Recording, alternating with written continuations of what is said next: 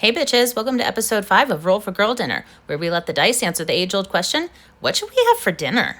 Today we'll be using these dice that were a gift from my bestie. Thanks. Now let's get started with a roll for protein.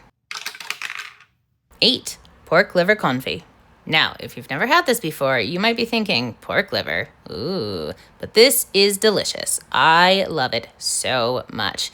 And sure, it's not much to look at, but it's a really great mild flavor and it pairs nicely with a whole host of things. On to the cheese.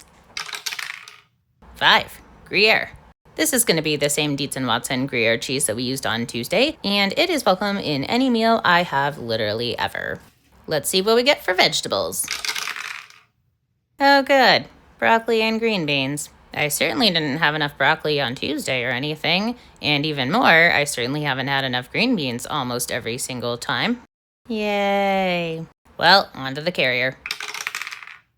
4. Potato chips, and I am excited for this. And if you know me in person, this might confuse you, because I don't like potatoes. I do, however, love sweet potatoes, and these Jackson's avocado oil sweet potato chips are so good. I'm not sure what kind of sorcery you put into this, but according to the ingredients, it's really just sea salt, avocado oil, and sweet potatoes. I think it's magic.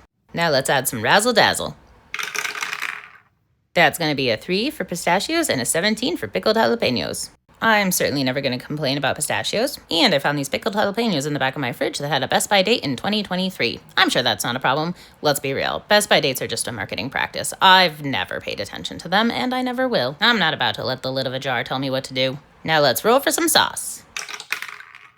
11. Frank's Red Hot Sauce. Well, I can think of a whole lot of meals where I do enjoy this. This is not one of them. But hang on. I have an idea. Only Paolo gonna take this, and this, and this, and give you an absolute abomination. I mean, there's a possibility it could be good, right? I guess we're just gonna dig right in and find out. I mean, the green beans, broccoli, and jalapenos together are gonna be just fine, but the Frank's Red Hot Sauce, it could work. Or it couldn't. Or it really couldn't. It's fine. I'm fine. Or maybe it just needs to be, mixed up a little, because there was definitely a heavy concentration of the hot sauce on top. So let's give this one more try.